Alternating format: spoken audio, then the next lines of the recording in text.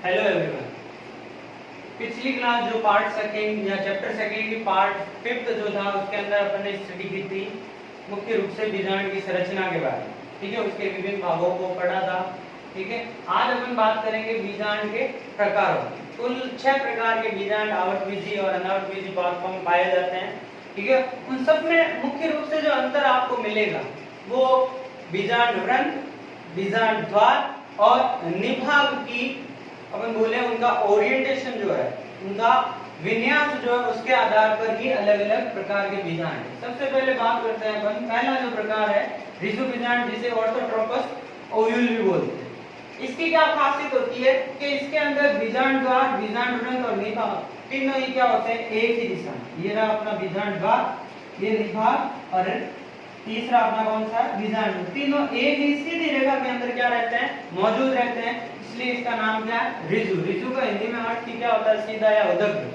ठीक है, इस प्रकार का जो बीजांड है आवृतबीजी पादपों के दो कुल, जिसमें से एक तो है पॉलीगोनेसी और दूसरा पिप्रेसी जो काली मिर्च कुल भी कहलाता है, उसके अंदर पाया है। ठीक है, सेकंड जो है विपर्तिक बीजांड, जो अपन ने पहले स्टडी भी किया था। बीजांड की संरचना में जो बीजांड अपन ने पढ़ा था वो कौन सा था, पर्तिक बीजांड। उससे रिलेटेड क्वेश्चन बोर्ड 2019 क्योंकि 2019 के बोर्ड के पेपर में ये क्वेश्चन भी आया। ठीक है, उसमें पूछा गया था पर्तिक बीजांड की संरचना का वर्णन करो। उसके अंदर अपन ने लास्ट क्लास में जो पढ़ा था उसी बीजांड का वर्णन करना।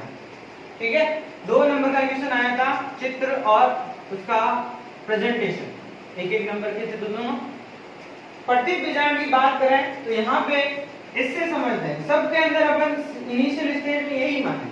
ठीक है, यहाँ पे क्या होगी, बीजांड व्रंत है, उसकी अगर पार्श्विक यानी एक साइड से क्या हो जाए, अतिवर्धी हो जाए। यहाँ से अगर ये लंबा होना स्टार्ट हो जाए तो क्या होगा, ये पूरा का पूरा क्या हो जाएगा, मुड़ जाए। तो बीजांड व्रंत में पार्श्विक अतिवर्धी के कारण जो बीजांड है 180 डिग्री पे क्या हो जाता है, रोटेट कर जाता है या घूम जाता है। ऐसे बीजांड को अपन क्या नाम देते हैं, पर्तिक बीजांड। इस बीजांड के अंदर क्या क्या खासियत मिलेगी कि निभाग और बीजांड द्वार तो एक सीधी रेखा में होंगे, जबकि नाभिक और ये जो बीजांड व्रंत है वो एक दूसरे के क्या आ जाएंगे, समीप आ जाएंगे। नाभिक आपको याद हो तो कि बीजांड व्रंत जहां से बीजांड से जुड़ता है उस भाग को अपन क्या नाम देते हैं, नाभिक। ये जो बीजांड है सबसे इंपॉर्टेंट है क्योंकि ये आवृतबीजी पादपों के अधिकतर कुलों, लगभग 82% कुलों के अंदर पाया जाता है। तीसरा है बीजांड वक्र बीजांड। ठीक है, इसको स्टडी करने से पहले ध्यान रखना चाहिए, प्रतीक के जैसा ही है लेकिन 180 डिग्री पे घुमाव भी नहीं होता और उसके अंदर मुख्य रूप से बीजांड काय है और ये जो भ्रूण कोश है वो भी क्या हो जाते हैं, थोड़े वक्रित हो जाते हैं, जबकि यहाँ पे दोनों सीधे थे। तो यहाँ पे क्या, पहली चीज तो बीजांड द्वार और निभाग एक सीधी रेखा में नहीं, ये रहा देखो बीजांड द्वार, जबकि ये भाग क्या है, निभाग, ये सीधी रेखा में नहीं, लगभग एक दूसरे के 90 डिग्री पे। दूसरा, बीजांड में वक्रता के कारण बीजांड काय और भ्रूण कोश घोड़े की नाल की भांति हो जाते हैं। ये बाहरी संरचना है, वो तो है क्या, बीजांड काय, ये अंदर वाली 7 कोशी की संरचना जो है वो आपका क्या है, भ्रूण कोश दोनों घोड़े की नाल की भांति मुड़ जाते हैं। इस प्रकार का जो बीजांड है मुख्य रूप से आवृतबीजी पादपों के दो कुल, इसमें से पहला है लेग्यूमिनेसी जिसे दालों का कुल भी कहते हैं, दूसरा क्रूसिफेरी या ब्रेसिकेसी कुल जिसे अपन सरसों का कुल भी कहते हैं, उनके अंदर पाया जाता है। ये थे अपने 3 प्रकार। ठीक है, आगे के 3 प्रकारों की बात करते हैं। तो बीजांड के 3 प्रकार पहले पढ़े थे, अब बात करते हैं चौथा प्रकार जिसका नाम है अनुप्रस्थ बीजांड। क्या होता है इसके अंदर, यहाँ पे ध्यान रखने वाली बात है कि बीजांड काय, बीजांड द्वार और निभाग जो तीनों हैं वो बीजांड व्रंत के समकोण पर स्थित है। ये अपना बीजांड व्रंत है, ये निभाग, ये संरचना बीजांड काय और ये संरचना ये रही अपनी बीजांड का। ये तीनों जो होते हैं निभाग क्या क्या, निभाग के क्या समकोण पर स्थित होते हैं। और यहाँ पे खासियत क्या होती है कि यहाँ पे वक्रता आ जाती है, मुख्य रूप से जो अंदर वाला बीजांड का है और भ्रूण कोश है उसके अंदर वक्रता आ जाने के कारण ये दोनों मुड़ जाते हैं। यहाँ पे एग्जाम्पल है ब्यूटामेसी और एलिसमेसी को, किसके, आवृतबीजी पादपों के। नेक्स्ट है अर्धपर्तिक बीजांड। इसमें और इसमें अंतर इतना ही मिलेगा कि यहाँ भ्रूण कोश में वक्रता आ रही थी, यहाँ पे नहीं आई। यहाँ पे भी वही बात है, बीजांड व्रंत और निभाग जो है, ये रहा बीजांड व्रंत, ये रहा अपना ये निभाग और ये रहा बीजांड व्रंत। ये दोनों क्या है, एक सीधी रेखा में, और बीजांड व्रंत जो है ठीक है, वो इसके क्या है, समकोण पे। वापस सुने, ये अपना क्या है, बीजांड द्वार, ये है निपात, ये दोनों तो एक सीधी रेखा में, और बीजांड वृंत जो है इसके क्या 90 डिग्री स्थित होता है। ये हो गया अर्धप्रतीप। अर्धप्रतीप 180 डिग्री पे रोटेट करता है, पर अर्धप्रतीप तो 90 डिग्री पे, और प्रतीप क्या 180 डिग्री पे रोटेट करता है।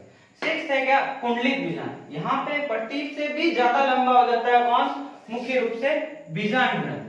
बीजांड वृंत अत्यधिक लंबा हो जाता है, जिसकी वजह से ये जो बीजांड है, मान लो ये स्ट्रेट था, पहला जो अपन ने पढ़ा था उसके अंदर अपने क्या कंडीशन देखी कि ये कंडीशन होती है पहले, अगर वो 180 डिग्री पे घूमेगा तो क्या हो गया प्रतीप, और वही अगर 360 डिग्री पे घूम जाएगा, मतलब ये जो कंडीशन है उसके अंदर बीजांड वृंत की अत्यधिक लंबाई होने के कारण ये क्या हो गया 360 डिग्री पर घूम गया, तो ये स्थिति क्या कहलाती है, कुंडलित बीजांड।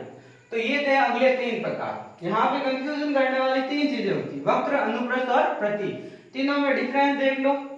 वक्र के अंदर भ्रूणकोश घोड़े की नाल की तरह, अनुप्रस्थ में भ्रूणकोश वक्र, और अर्धप्रतीप में एकदम 90 डिग्री। ठीक है, ये तीनों ध्यान रखना है। ठीक है, सबसे ज्यादा मात्रा में पाया जाने वाला कौन सा था, प्रतीप बीजांड। ठीक है, चलते हैं आगे। अगला टॉपिक है अपना गुरु बीजाणु जनन, जिसे अपन नाम देते हैं मेगास्पोरोजेनेसिस।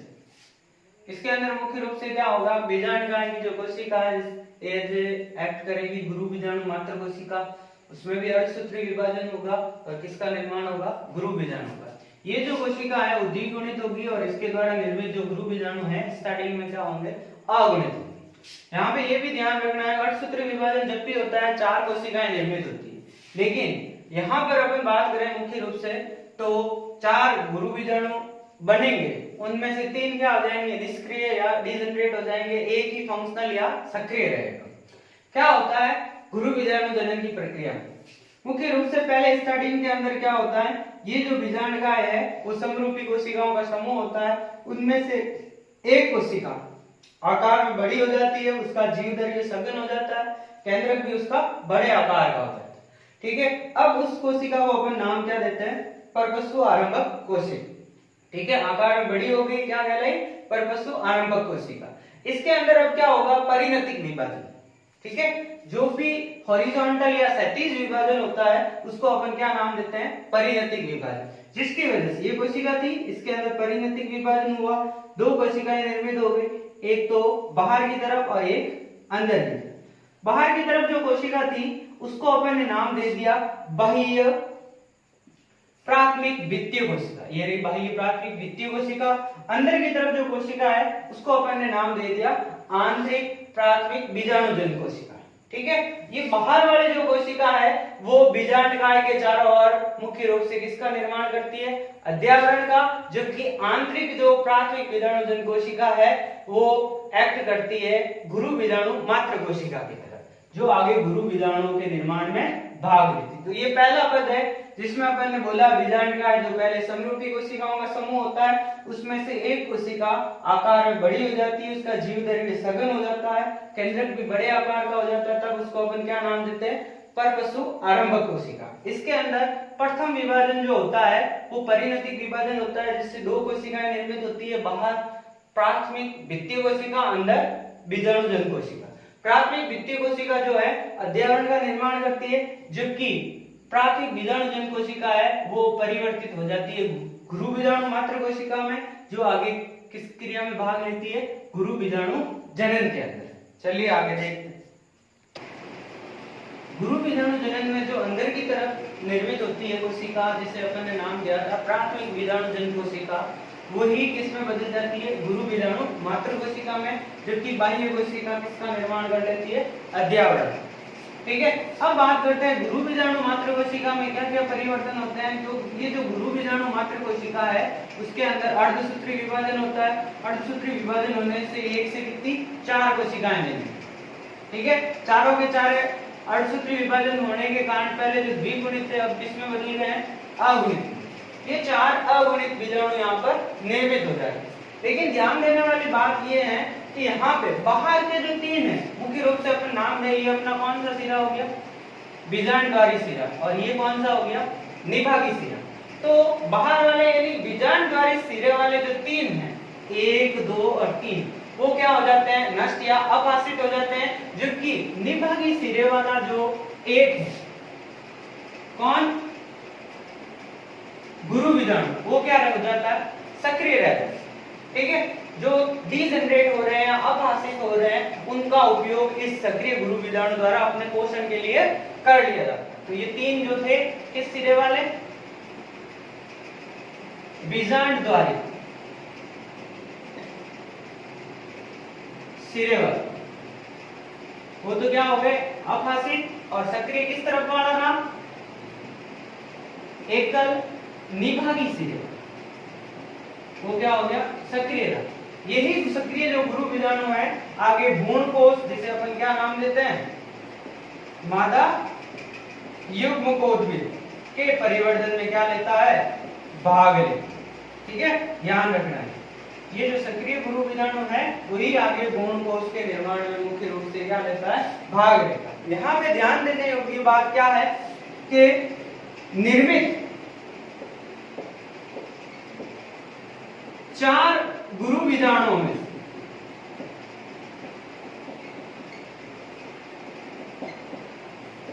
में से एक ही सक्रिय रहता है, जो आगे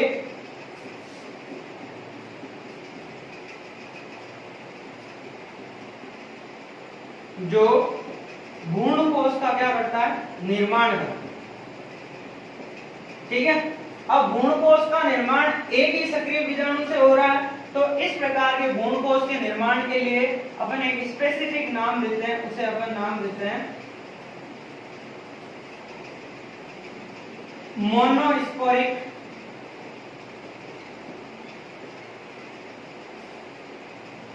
पॉलीगोनम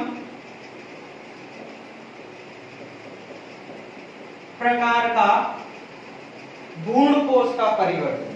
ठीक है, यहाँ मोनोस्पोरिक का मतलब एकल बीजाणु से पॉलीगोनल पार्ट हुआ भ्रूणकोश, जिसके अंदर 7 कोशिकाएं होती है, उसका क्या हुआ, निर्माण हुआ। ये वर्ड ध्यान रखना, हिंदी में इसका नाम होता है एक बीजाणुविक पॉलीगोनल। एक नंबर का क्वेश्चन आ सकता है कि आवृत्त पादपों में एक बीजाणुविक पॉलीगोनम प्रकार का भ्रूणकोश परिवर्तन क्या होता है। सीधा सा है, गुरु बीजाणु मात्र कोशिका से 4 जो गुरु बीजाणु निर्मित होते हैं, उनमें से 3 निष्क्रिय हो जाते हैं और एक ही मुख्य रूप से किसका, भ्रूणकोश का निर्माण करता है। इसीलिए नाम क्या है, एक बीजाणुविक पॉलीगोनम प्रकार का भ्रूणकोश का परिवर्तन। ठीक है, यहाँ पे वापस भ्रूणकोश का परिवर्तन का प्रकार है क्या, मोनोस्पोरिक या एक बीजाणु। क्यों नाम दिया कि इसके निर्माण में चारों गुरु बीजाणु काम में नहीं आते, कौन आता है, एक ही आता है। अनेक सारे अपवाद है जिसमें किसी में 2 काम आते हैं, किसी में 3, किसी में 4 आते हैं, लेकिन अधिकतर जो आवृत्तबीजी पादप है उसके अंदर सक्रिय गुरु बीजाणु जो एकल होता है वही इसका निर्माण करता है, भ्रूणकोश या मादा युग्मकोद्भिद का। इस प्रकार के भ्रूणकोश के परिवर्तन को अपन क्या नाम देते हैं, एक बीजाणुविक पॉलीगोनम प्रकार का भ्रूणकोश परिवर्तन। नेक्स्ट चलते हैं, चैप्टर सेकंड का लास्ट टॉपिक है अपना कौन सा, मादा युग्मकोद्भिद का परिवर्तन, जिसे अपन भ्रूणकोश भी नाम देते हैं। किससे होता है, तो सक्रिय एकल जो गुरु बीजाणु होता है उससे ही परिवर्तन होता है किसका, भ्रूणकोश या मादा युग्मकोद्भिद। सक्रिय गुरु बीजाणु को नाम दिया जाता है मादा युग्मकोद्भिद की प्रथम कोशिका। नर युग्मकोद्भिद की प्रथम कोशिका कौन सी थी, लघु बीजाणु। ठीक है, जबकि मादा युग्मकोद्भिद की प्रथम कोशिका सक्रिय गुरु बीजाणु, उसके अंदर ही परिवर्तन होता है और मुख्य रूप से भ्रूणकोश या मादा युग्मकोद्भिद का निर्माण करता है। यहाँ पे सक्रिय गुरु बीजाणु में पहले एक ही केंद्रक होता है या एक ही कोशिका थी, लेकिन भ्रूणकोश का निर्माण जब हो जाता है तो वो 7 कोशिकीय और 8 केंद्र की अवस्था में बदलता है। तो किस प्रकार 7 कोशिकीय और 8 केंद्र की अवस्था होती है, मान लेते हैं ये अपना क्या है, एक सक्रिय गुरु बीजाणु, ये है क्या, सक्रिय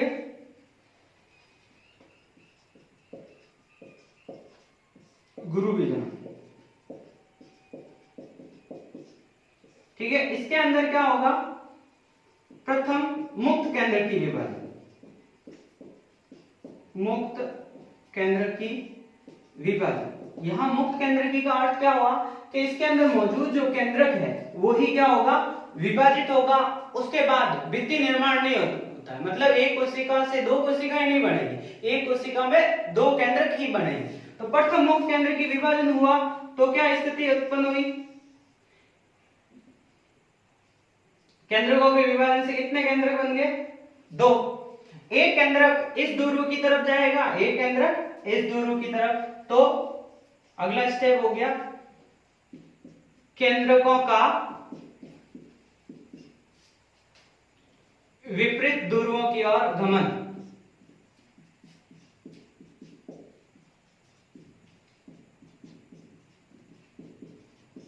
इस गमन के लिए उत्तरदायी क्या होता है, मुख्य रूप से इसके अंदर रिक्तिका पाई जाती है। जैसे जैसे दीर्घित होती जाएगी, चौड़ी होती जाएगी, तो ये जो केंद्रक है अपने अपने ध्रुव की तरफ चले जाएंगे। तो अगली स्थिति अपन को क्या मिलेगी इसी गुरु बीजाणु की एकल कोशिका में कि इस एंड पे क्या आ गया, एक केंद्रक, और इस एंड पे भी क्या आ गया, एक केंद्रक। अब क्या होगा,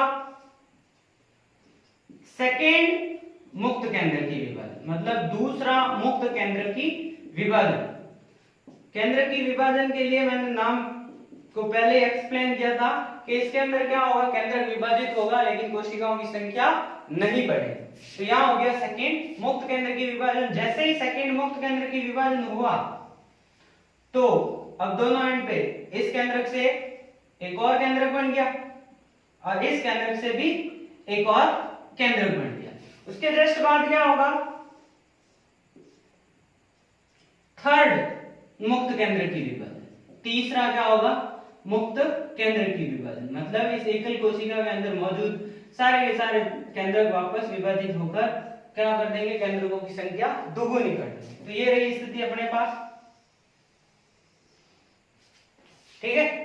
अब यहां पे क्या चीज है, दो है, दो से कितने बन गए, चार केंद्र। एक ध्रुव पे चार, दूसरे वाले पे भी दो से कितने बन गए, चार केंद्र।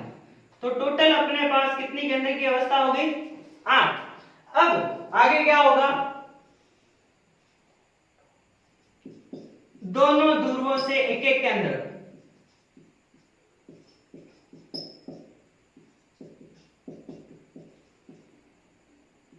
एक एक केंद्रक केंद्रीय भाग में आकर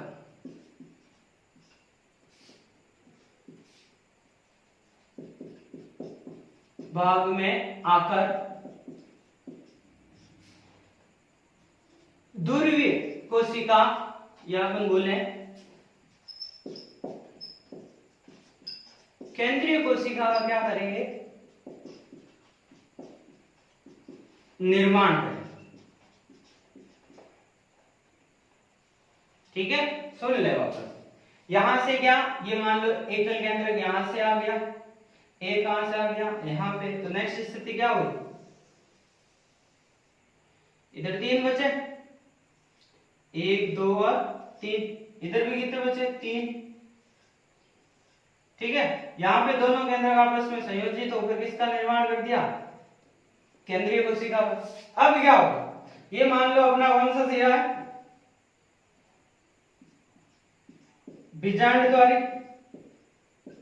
कौन सा सिरा, बीजांडद्वारी, ये अलग समझना, ठीक है। ये कौन सा सिरा है, बीजांडद्वारी। ये कौन सा है, आपको पता है दूसरा सिरा कौन सा होता है, निभागी। बीजांडद्वारी सिरा जो है उसकी तरफ जो मौजूद तीनों केंद्रक है,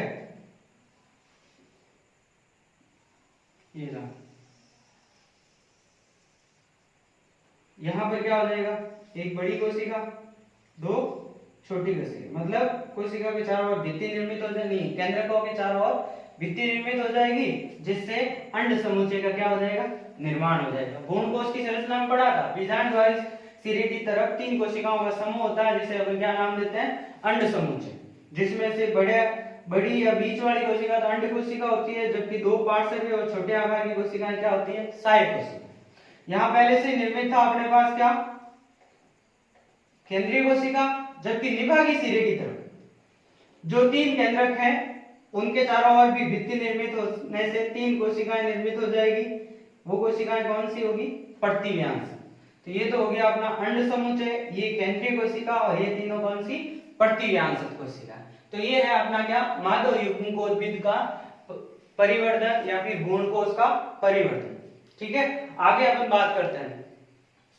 यहाँ पे पहले मैंने इससे पहले वाले में मैंने यहाँ पे बताया था कि पूरे भ्रूणकोश के निर्माण में केवल क्या आ रहा है? एकल गुरु बीजाणु आ रहा है, इसलिए इसको नाम दिया था। ऐसे भ्रूणकोश के परिवर्तन को अपन ने नाम दिया था मोनोस्पोरिक पॉलीगोनम या एक बीजाणुविक पॉलीगोनम प्रकार।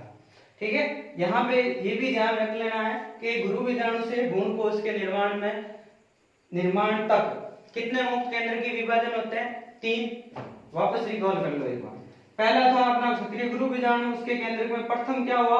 मुक्त केंद्र की विभाजन कितने केंद्रक बने? 2। दोनों केंद्रक रिक्तिका के दीर्घीकरण के कारण विपरीत ध्रुवों की तरफ क्या करते हैं? गमन करते हैं। जैसे ही उसका गमन कंप्लीट हो जाता है तो इन केंद्रकों में द्वितीय मुक्त केंद्र की विभाजन हो जाता है, जिससे दोनों ध्रुवों की तरफ 2-2 केंद्र। उसके बाद तीसरा मुक्त केंद्र की विभाजन होता है, जिससे दोनों ध्रुवों की तरफ 4-4 केंद्र निर्मित हो जाते हैं। 4 में से एक-एक केंद्र क्या होता है? केंद्रीय भाग में आता है। ठीक है, और इसका निर्माण करता है केंद्रीय कोशिका। जबकि बीजांडद्वारी सिरों वाले जो केंद्र हैं उनके चारों तरफ भित्ति निर्माण से अंड समुच्चय का, और निभागी सिरे की तरफ मौजूद जो केंद्रक है उनके चारों ओर भित्ति निर्माण से प्रतिव्यांशत या प्रतिमुखी कोशिकाओं का क्या होता है? निर्माण होता है। अब देखो अपन बात कर रहे हैं भ्रूणकोश की संरचना। गुरु बीजाणु था अपना, एकल गुरु बीजाणु था, अगुणित गुरु बीजाणु था, उसके द्वारा ही 8 केंद्र की नहीं, 8 केंद्र की और 7 कोशिकीय अवस्था का क्या हुआ? निर्माण हुआ। यहाँ पे आपको किस तरफ अंड समुच्चय बनाना है और किस तरफ प्रतिव्यांशक कोशिकाएं बनानी है वो आपको ध्यान में होना चाहिए। जिस तरफ बीजांडद्वारी सिरा है तो वहां पे अंड समुच्चय बनाओगे, और जिस तरफ आपका कौन सा सिरा है? निभागी सिरा है, उस तरफ क्या बनाओगे? प्रतिव्यांशक कोशिका। ठीक है, अगर आपने बीजांडद्वारी सिरा नीचे बनाया तो ये कहाँ बनाएंगे? नीचे, जैसे अपन ने प्रति बीजांड की संरचना में बनाया था। तो ये कोशिका या ये जो है उनका मतलब मुख्य रूप से स्थिति कहाँ होगी? इन सिरों पे डिपेंड करेगी। बीजांडद्वारी सिरे की तरफ अंड समुच्चय होगा। अंड समुच्चय में आपको पता ही है क्या चीजें होती है? 2 तो पार्श्वीय कोशिकाएं होती है जिन्हें सह कोशिकाएं नाम देते हैं। ये क्या होती है? अगुणित, मतलब एकल क्रोमोसोम सेट होता है इनके। दूसरा अंड कोशिका जो होती है ये भी क्या होती है? अगुणित। इन दोनों को सम्मिलित रूप से एग एपरेटस या फिर अंड समुच्चय नाम देते हैं। केंद्रीय कोशिका में कंडीशन क्या मिलती है आपको? n+n, मतलब कोशिका तो है लेकिन दोनों केंद्र कैसे हैं? अगुणित। तीसरा प्रतिव्यांशक कोशिकाएं भी क्या होती है? अगुणित। ठीक है, ये थी अपनी भ्रूणकोश की संरचना। इस चैप्टर में मुख्य रूप से जो क्वेश्चन बनते हैं छोटे क्वेश्चन, उसके अंदर मुख्य रूप से गुणिता पूछी जाती है कि अगुणित है, द्विगुणित है या और त्रिगुणित, चतुर्गुणित, क्या कंडीशन है। तो अलग अलग संरचनाएं अपन ने जो पढ़ी अपन बात करें। सबसे पहले परागकोश या अपन बोले परागकण मात्र कोशिका, जिसे नाम दिया था लघु बीजाणु मात्र कोशिका। लघु बीजाणु मात्र कोशिका क्या थी वो? 2n। ठीक है, उसके बाद उनसे निर्मित होने वाला कौन सा? लघु बीजाणु। उसके अंदर क्या कंडीशन मिलेगी?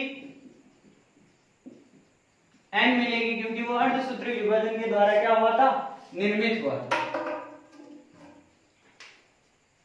आगे अपन बात करें परागकण, जो लघु बीजाणु का ही परिवर्तनशील रूप है, वो भी क्या होता है? अगुणित। ठीक है, आगे बात करते हैं गुरु बीजाणु मात्र कोशिका की।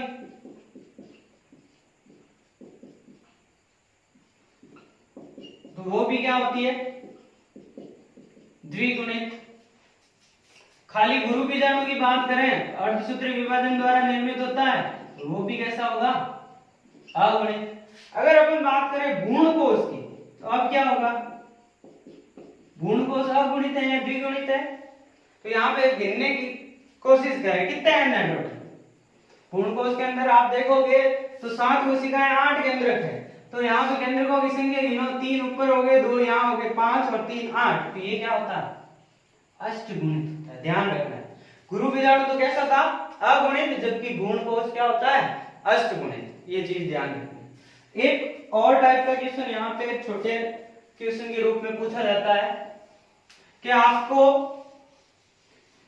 दो चीजों में से एक चीज दी हुई होगी और पूछा जाएगा, जैसे आपको दे दी क्या, लघु बीजाणु मात्र कोशिका की संख्या, या फिर आपको दे दिया जाएगा लघु बीजाणुओं की संख्या।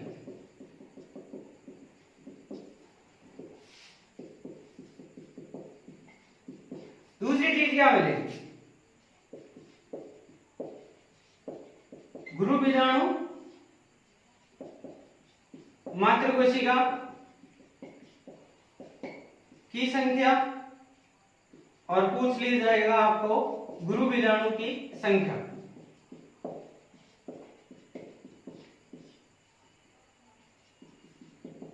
ध्यान रखना, अगर आपके पास लघु बीजाणु मात्र कोशिकाओं की संख्या है और उससे आपको क्या निकालना है, लघु बीजाणुओं की संख्या, तो गुणा किससे करना है, 4 से। जैसे क्वेश्चन पूछा गया था 2016 के अंदर, क्वेश्चन था कि 25 लघु बीजाणु मात्र कोशिकाओं से कितने लघु बीजाणुओं की प्राप्ति होगी।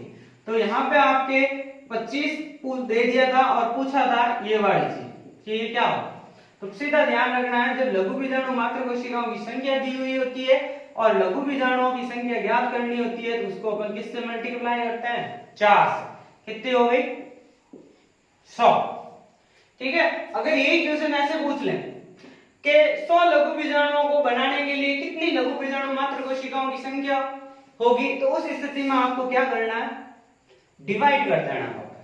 4 का क्या दे देना, भाग। अभी पहले तो पूछा था लघु बीजाणुओं की संख्या, अब क्या पूछ लिया, लघु बीजाणु मात्र कोशिका की कंडीशन आपको ये दे दी। आपके पास में क्या चीज है, 100 लघु बीजाणु है और आपको ज्ञात क्या करना है, लघु बीजाणु मात्र कोशिकाओं की संख्या। तो वो कैसे याद करोगे, तो यहाँ पे क्या देना है, इसका भाग देना। ठीक है, दूसरी स्थिति, ये तो हो गया अपना कंसेप्ट किसके लिए, लघु बीजाणु। अब बात करते हैं गुरु बीजाणु के। गुरु बीजाणुओं के लिए अपन मल्टीप्लाई 4 से नहीं करते।